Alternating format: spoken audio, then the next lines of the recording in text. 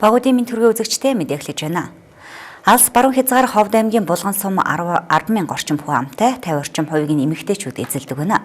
Айл гэрийн түшиг тулгуурласан эмэгтэйчүүдийн өмнө тулгамдсан асуудлыг ярилцах орон нутгийн хөгжилд эмэгтэйчүүдийн оруулах хувь нэмрийг дээшлүүлэх үүднээс Булган сумын шилдэг тэргүүний 350 орчим эмэгтэй чуулсан байна. Хүүхдийн баярын босгон дээр зохион байгуулсан эмэгтэйчүүдийн оролцоо манлайлал сэдвт чуулга уулзалтыг Булган сумын эмэгтэйчүүдийн зөвлөлийн Булган хатан заяа төрийн бус байгууллагаас наачлан сумынхаа задаргын тамгын газартай хамтран зохион байгуулсан байна. Анхудаа зохион байгуулагдсан тус чуулга уулзалт тус сумын хөдөлмөр эрхлэх насны 800 гаруй эмэгтэйчүүдийн манлайлал болсон 350 орчим эмэгтэйчүүд оролцож нэгэн өдрийг сайн сайхан амьдрахын утга учир гэр бүл үр хүүхдийн төлөвшил хүмүүжил боловсрал орон нутгийн хөгжилд эмэгтэйчүүдийн оруулах хувь нэмэргээд олон чухал сэдвээр лекц сонсож харилцан санал бодлоо солилцсон байна. Эмэгтэйчүүдийн агтугаар чуулган уулзалт хийж байгаа. Энэ бол бүх сумын эмэгтэйчүүдийг ер нь ийм ажил эмэгтэйчүүдийн чуулга уулзалт хийж байгаа бахархалтай байна.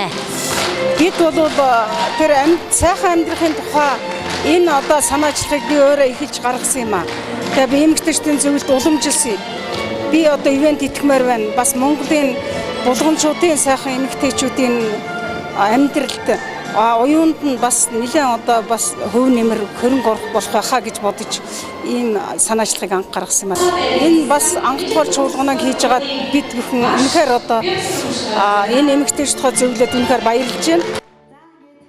Тус чуулга уулзалтад улсын хурлын гишүүн Батнаасан, Тайваны Монгол төвдийн хорооны Монголын хэргийн хилцээний дарга Баатар Хай, улсын хурлын гишүүн Батнаасангийн зөвлөх Бадам Цэцэг, Ховд аймаг дахь Булган сумын нутгийн зөвлөлийн дарга Ган Зориг, аймгийн эрдэнэтчдийн урлын иргэд олон нийтэд харилцах хилцээний дарга Баяр Туяа болон Булган сумын удирдлагууд оролцож анхдугаар чуулганаа зохион байгуулж байгаа эмэгтэйчүүдтэй баяр хүргэж амжилт хүслээ. Булган сумын эмэгтэйчүүдийн зөвлөл нь 2017 оны 2 дугаар сард байгуулагдаж, орон нутгийнхаа эмэгтэйчүүдийн эрх ашигын төлөө ажиллахаар зорилгоо тодорхойлон ажиллаж байгаа юм байна. Шинээр байгуулагдсан тус төрийн бус байгууллагын тамга тэмдгийг чуулганы нээлтийн үеэр тэргүүн Бадам хандад гардуулаа өглөө. Тус чуулганд нийгмийн бүхий салбарт ажиллаж байгаа 3 үеийн төлөөлөл болсон эмэгтэйчүүд эдгээр санаачлаг гарган оролцсон нь цаашид ихийг хийж бүтээх урам зориг, санал санаачлаг өгсөн чухал уулзалт боллоо гэж үзэж байна. Чуулга уулзалт маань нийт 300 гаруй зочид төлөөлөгчид оролцож үзэл бодол санаачлагыг одоо гаргаж байгаа нь ихэд маш их цаашаа ажиллахад урам зориг өгч байна. Чуулга уулзалт оролцогчдод Булган хатан заяа төрийн бус байгууллага Булган сумын эрдэнэтчдийн хурал задаргын тамгын газартай хамтран зохион байгуулсан эмэгтэйчүүдийн оролцоо манлайлал сэдв чуулга уулзалтыг зохион байгуулсан чухал ач холбогдолтой арга хэмжээ болсныг сайшаагаад цаашид үйл ажиллагаагаа улам бүр идэвхжүүлж ажиллахыг хүслээ. Тийм ч учраас баялаг бүтээгч эмэгтэйчүүдийг дэмжих, чадварлаг манлайлагч эмэгтэйчүүдийг урамшуулах, эмэгтэйчүүдийн хууль эрх зүйн мэдлэгийг нэмэгдүүлэх, эрүүл мэнд, ёс суртахууны талаар мэргэжлийн байгууллагатай хамтран сургалт зохион байгуулах, Булган хатан заяа төрийн бус байгууллагын удирдах зөвлөлийн гишүүд аслагдсан багуудад хүрч малчин эмэгтэйчүүд октоодод хандан тэдний санал хүсэлтийг сонсох, сургалт зохион байгуулах, амжиргааны батлагдах төвшнгөөс доогуур орлоготой эмэгтэйчүүдийг дэмжин ажиллах, хүүхэд хүмүүжүүлэх, Монгол зан заншлаасаа ахмадаасаа суралцах, клуб байгуулах зэрэг олон ажил хийх саналыг гаргасан байна. Сумын хэмжээнд эмэгтэйчүүдийн үүрэг оролцоо манлайлалыг яаж хөгжүүлэх вэ? Өнөөдрийн нийгмийн нөхцөл байдалд эмэгтэйчүүд хүндрэлтэй байгаа гэр бүлийн хүч хэрглэл архиталт ажилтгуулгээд их олон асуудлууд байгаа. Энэ асуудлыг ямар талаас нь бол хэлцэж зохицуулах боломж олгоцоо байна. Цаашид сумын бодлогын төвшөнд эмэгтэйчүүдийн одоо оролцоог яаж нэмэгдүүлэх вэ гэсэн ийм чиглэлээр бол манай 300 гаруй эмэгтэйчүүд маань саналаа солилцож одоо сайхан дарах хэмжээ болж байна. Чуулга уулзалтаас гарсан санал зөвлөмжийг Булган хатан заяа төрийн бус байгууллага нь тусгай хөтөлбөр боловсруулан сумын эрдэнэтчдийн хурал задаргын тамгын газартай хамтран хэрэгжүүлж ажиллахаар болжээ. Олон улсын хүүхдийн эрхийг хамгаалах өдрийг өгтөн Сэлэн аймгийн Засаг даргын эрхлэх хүрээний хилтэс агентлагийн эмэгтэй дарга нар хамтран 7 хүүхэдтэй гэр бүлийг сонгон гарын бэлэг бэлгэлсэн байна. Сэлэн аймгийн Засаг даргын эрхлэх хүрээний 21 хилтэс агентлаг байдаг бөгөөд дээрх байгууллагуудын 6 эмэгтэй дарга байд юм байна. Статистикийн хилтэс, хүүхэд гэр бүл залуучуудын хөгжлийн газар зэрэг 6 байгууллагын эмэгтэй дарга нар хамтран санаачилж хонгор морьтын 1-р багт оршин суудаг уран жаргалынд очиж хүүхдүүдэд нь баярын бэлэг, хувцас, хоол хүнсний зүйлээр тусалсан байна. Уран жаргал нь одоо 31 настай 14-өөс За 1-5 сартай 7 хүүхэдтэй өнөр гэр бүл юм байна. За эрхэлсэн ажилгүй учраас 7 хүүхэд өсгөнө гэдэг мэдээж амаргүй. Улсаас олгодог одонгийн болон хүүхдийн мөнгөөр амьдралаа залгуулдаг учраас хоол хүндээс эхлээд дутагдах гачигдах зүйл их байдаг. Энэ сайхан арга хэмжээг зохион байгуулж манай гэр бүл тулсанд ихэд талархаж байгаа гэдгээ тэрээр хэлж байна. Манай багийн уран жаргал гэдэг эмэгтэйг сонгож ирээд сайхан баярлахад нь одоо таатаа нөхцөл бүрдүүд гарын биелэг өмсөх хувцсан гэж үлдсэн явдалд энэ гэр бүлийнхаа өмнөөс болон багийнхаа нийт иргэдийн өмнөөс та бүхний ажил амжилт хүсье, амьдралд чинь сайн сайхан мөхнийг хүсье. Бидний ирээдүйн болсон хүүхдүүд ажиргалтай амар тайван амьдрна гэдэг хамгийн чухал. Амьдралыг өөрчилж чадахгүй ч гэлээ баярын өдрөөр нь бяцхан үсийг баярлуулж бусад хүүхдтэй адил шинэ хувцас өмсөж бэлэг авахыг хүсдэг хүүхдийн мөрөөдлийг багч гисэн биелүүлж байгаадаа баяртай байна.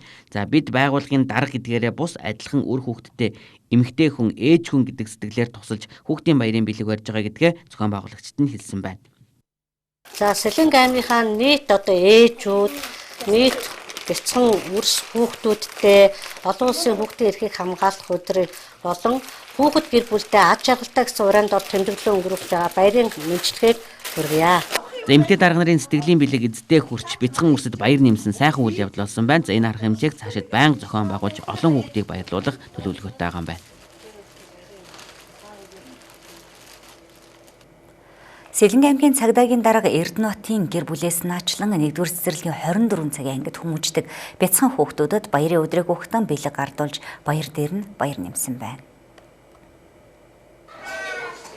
Олон улсын хүүхдийн эрхийг хамгаалах өдөр Сэлэнг аймгийн Цагдаагийн дарга Гиндэнгийн Эрдэнэтийн гэр бүлийн санаачилгаар 1-р цэцэрлэгт 24 цагийн ангид нь хүмүүждэг 14 бяцхан хүүхдэд баярын бэлэг гартуулаа өглөө. 7 хоногийн 5 өдөр ээж аваасаа хол байдаг учраас тэнд сурж байгаа хүүхдүүд нилээд биеэ даасан хэрсэн хүүхдүүд гэдэг нь харагдаж байсан байна. За аймгийн Цагдаагийн газрын дарга Эрдэнэтийн гэрхэд дэлгэрсүрэн Орхон аймгаас зорин ирж хүүхдүүдийг баярлуулдаг арга хэмжээ зохион байгуулж байгаадаа баяртай байна гэдгээ хэлсэн байна. Маш сайхан цэцэрлэг байна. Багш сургууль мөрдүүдийн ажил их сайн байгаа нь харагдлаа. Тэгээд би бол Эрдэнэтээс ирж байна. Манай гэр бүлийн өмнөөс энэ бэлгийг өгч байгаа учраас нийт одоо энэ цэцэрлэгийн багш нар ажилчид ажлын амжилт хүсээд та бүхэндээ их хүрсэн баярын мэндчилгээ дэвшүүлье. Хүүхэд баярлуулна гэдэг маш сайхан үйл хэрэг. Бидний ирээдүйн болсон бяцхан хүүхдүүд ховроо дэлхийг жаргалтай нүдээр харж сайн сайхан хүн болж хүмүүжиж эргээд эх орондоо эхийг хийж бүтээх иргэд болон төлөвш учиртай хэмээн онцлон ярьж байлаа. Хүүхдэд туслах тэднийг баярлуулах арга хэмжээ гэр бүлийнхээ зүгээс тогтмол зохион байгуулж байхаа Эрдэнэт даргын гэр бүлийн зүгээс хэлсэн байна. За хүүхэд бүхний нүдэнд жаргал тодорч баяр баясгалаар дүүрэн байгээ.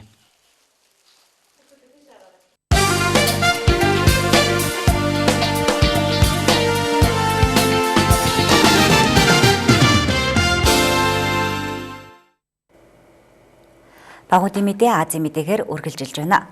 Хятад улс интернет орон зайдах хувийн мэдээллийг хууль бусаар ашиглахад хориг хяналт тавих кибер аюулгүй байдлын тухай хууль боловсруулан мөрдөж эхэлжээ. Шинээр мөрдөгдөж байгаа хууль нь зөвхөн Хятадын нутаг дэвсгэр дээр төдийгүй мөн гадаад улс орноос хандаж байгаа интернет хэрэглэгчдэд хамаатай байх юм. Хэрвээ интернет захим ертөнцийн хувь хүн байгууллагын мэдээллийг хууль бусаар ашиглаж, залилан хийж интернетээр дамжуулах хууль бус бараа бүтээгдэхүүн зарж борлуулсан бол дээрх хуулийн дагуу хариуцлага хүлээлгэнэ. Энэ хуулийг Хятадын үндэсний аюулгүй байдлын зөвлөлөөс өнгөрсөн оны 11-р сард баталж, одооноос хэрэгжиж эхэлж байгаа юм.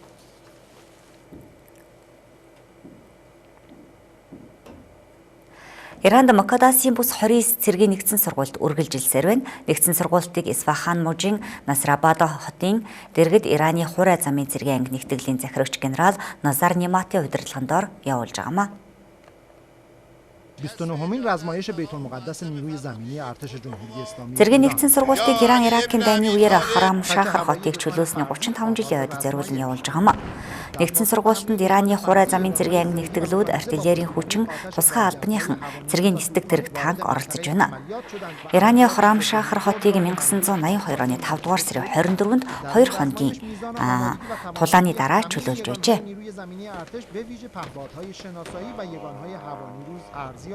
یکی شناسایی هست. مهمترین برنامه این رزمایش عملیاتی کردن Таиландын хилгалийн ажилтнууд Утяна дүүргийн нутаг Меконг голын сав газраас Лаосын нэгэн иргэнийг саатуулжээ. Голын усаар завтай явсан хүн их хэмжээний хар тамхи зөөвөрлөж яваад баригдсан байна.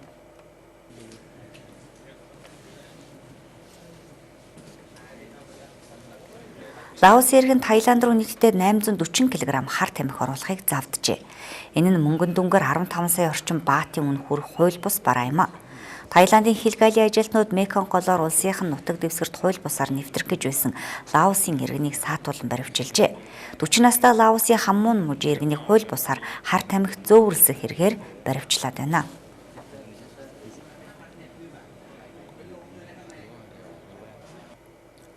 Таиландын нийслэл Бангкок хотно хятадын Huawei Technologies компани өөрийн албан ёсны салбараа нээжээ.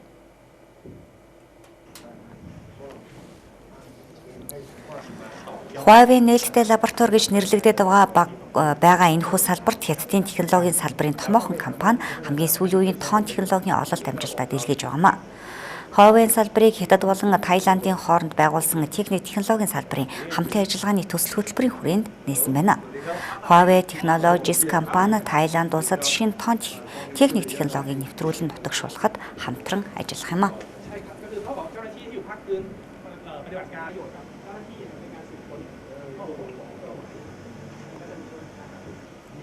Фижи арал дээр анхны сэргээгдэх эрчим хүчний станц удахгүй ашиглалтанд орох гэж байна. Фижи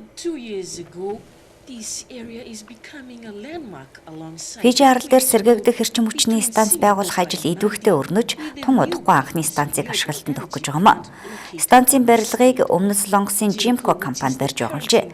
Сэргээгдэх эрчим хүчний станц барих төслийг одоогоос 2 жилийн өмнөөс хэрэгжүүлж эхлэн одоо дуусах шатанда ороод байгаа юм. Was the next after reviews of extending their branches to other international countries. Мароккогийн хойд хэсэгт байрлах Таиландтай хил залгаа Лампхун мужид нэгэн өвөрмөц сургууль байдаг гинэ.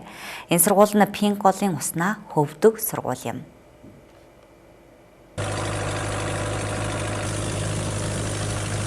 Нэг газраа тогтон байрлалгүй харин голын сав дагуу хөвдөг байрлагад сургууль аслагдмал дүүргийн голын иргэд дагуу байрлах загасчдын хүүхдүүд суралцдаг байна. Энэ сургуулийн бас нэгэн салбар нь Лиг их дүүрэгт эндээс 200 км-ийн зайтай газарт уулын бүсэд байрладаг юм а. Хөвдөг сургуульд одоогоор нэг багш 5 хүүхэд хичээллэж байна. Хөвдөг сургуулийг 1993 онд анх байгуулж өнөөдрийн хүртэл гол даган хөвж загасчдын хүүхдүүд хичээл ном заасаар байгаа юм а.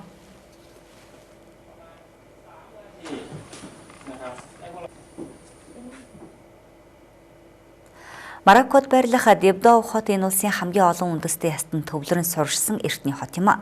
Тэртээ 1430-ад оны үед суурай 50 байгуулагдсан эртний хот нь Маринидийн омгийнхны үе залгамжлан захирсаар ирсэн юм а.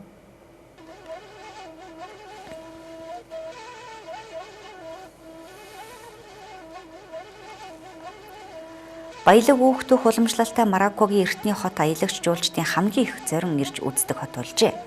Энэ хот 15 дугаар зууны 2 дугаар хагасаас эхлэн Маринидийн омгоос Фисад шилжиж улмаар Батайсидагийн нөлөөнд орсноор хамгийн олон үндэстэй ястан төвлөрсөн суурьшсан газар орон болжээ. Тиймээс баялаг түүх ёс заншилтай энэхүү эртний хот Мароккогийн эртний түүхэн хот болж энд сүүлийн жилүүдэд аялал жуулчлал эрчтэй хөгжиж байна.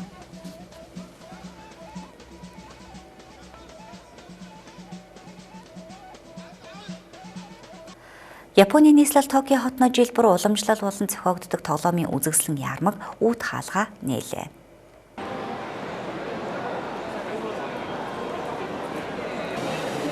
Токио хотно жилбэрийн 6 дугаар сарын ихээр Токио Той Шоу нэртэй үзэсгэлэн ярмаг зохион байгуулдаг юм а. Энэхүү үзэсгэлэн ярмагт Японы үйлдвэрлэгчид хүүхэд багшуудад зориулан бүтээсэн өөрсдийн бүтээгдэхүүнүүдийг танилцуулдаг юм. Төрөл бүрийн тоглоом наадгаагаас гадна мөн хүүхдэд зориулан гаргасан ном, зураг, хүүхэлдэйн киног гихчлэн бүхий салбарын бүтээгдэхүүнийг дийлгэн тавьдаг байна.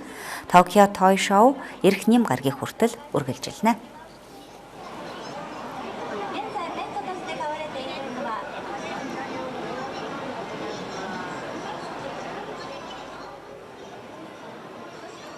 Японы гүнж Мако Бутан улсад айлчилж байна.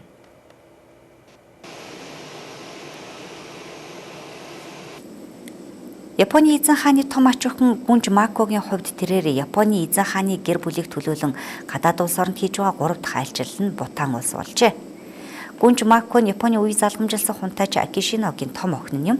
Тэрээр Бутан улсад 9 хоногийн хугацаатай айлчилж олон арга хэмжээнд оролцохоор төлөвлөж байна.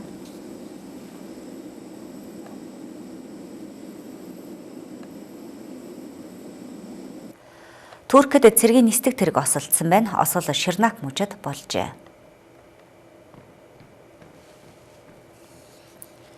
Ослын улмаас цэргийн нисдэг тэргэнд явсан 13 цэргийн албан хаагч амиа алджээ.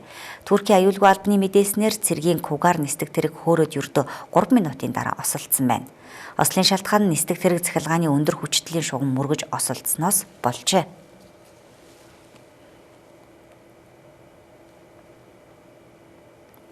Багуудын мэдээ танилцууллаа. Мэдээний төгсгөлд энэ өдөр түүхийн хуудаснаа болон хүлээн авна.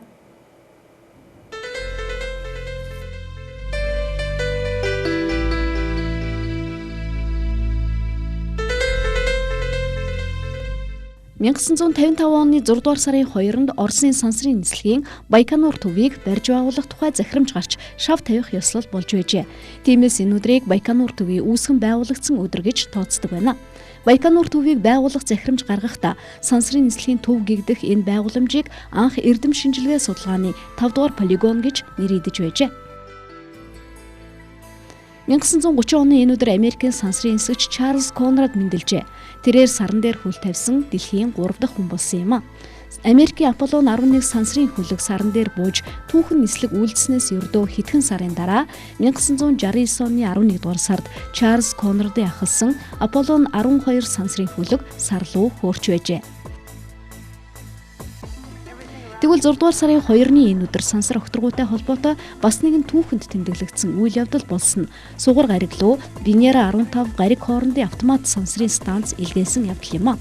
1983 оны 6 дугаар сарын 2-нд Нарны аймаг дахь дэлхийдээ хамгийн ойр байрладаг Сугар гариг руу Венера 15 станцыг илгээж 5 хоногийн дараа 7-нд нь Венера 16-г араас нь илгээж байсан юм а.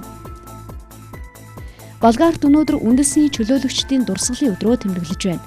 6 дугаар сарын 2-ны энэ өдрийг мөн Болгарын авгаа хувьсгалж, яруу найрагч зохиолч үндэсний баатар Христо Ботивын дурсгалын өдөр болгон тэмдэглэдэг байна. Румыны улс төрийн зүтгэлтэн Йон Бритяну 1821 оны энэ өдөр мэндэлжээ. 1877 оны 5 дугаар сард түүний удирдах байсан засгийн газар Румыныг Туркээс салан тусгаарлаж эрх чөлөөгөө зарласан байна. Грекийн сүүлийн эзэн хаан 2 дугаар Константин 1940 оны 6 дугаар сарын 2-ны өдөр мэндэлжээ. Тэрээр 1967 онд засгийн эрхэнд хар хурандаа нарын дэглэм гарсны дараа улс орноо орхин дурвсан байна. Английн алдарт Rolling Stones хамтлагийн бөмбөрчин Чарли Watts 1941 оны энэ өдөр мэндэлжээ. Энэтхэгийн нэртэй жүжигчин кино найруулагч Раж Капур 1988 оны энэ өдөр хорвоогийн мөнх усыг үзүүлжээ. 2008 оны энэ өдөр Америкийн нэртэй дуучин, хөгжмийн зохиолч, рок-н-роллын алдрын танхимын нэртэй уран бүтээлчдийн нэг Бо Дидли таалалд өсжээ. Бо Дидлиг их тайзны нэртэй түүний жинхэнэ нэрийг Ота Элис Бейтс гэдэг байна. 1886 оны энэ өдөр одоогоос 131 жилийн өмнө цагаан ордонд анхны бөгөөд одоогоор сүүлийн хормын ёслол болж байжээ. Тухайн үеийн цагаан ордны тэргүүн ерөнхийлөгч Гровер Кливленд 21 настай Фрэнсис Фолсомтой гэрлэж хормын ёслолоо ерөнхийлөгчийн ордонд хийж байсан юм а. Хормын дараа хатагтай Фрэнсис Америкийн хамгийн залуу тэргүүн хатагтай болж байжээ. 1896 оны энэ өдөр 121 жилийн өмнө Италийн Гульермо Маркони гэх хүн Америкт анхны радио бүртгүүлж зохиогчийн эрхийн гэрчилгээ авч байжээ. 1899 оны 6 дугаар сарын 2-ны өдөр Герман улс Испаниас Маршаллын арлууд, Каролины арлууд болон Номхон далайд байрлах бусад жижиг арлуудыг авч байжээ. 1924 оны энэ өдөр Америкийн үндэсний конгресс Америкийн индианчуудад иргэний үнэмлэх олгож, албан ёсоор иргэншлийг нь олгож байжээ. Одоогоос 71 жилийн тэртээ 1946 оны энэ өдөр Итали улсад хаант засаглалыг халж, эзэн хааны гэр бүл улс орноосоо дөрвөн энэ өдрийг Италид үндэсний өдөр болгон тэмдэглэх болжээ.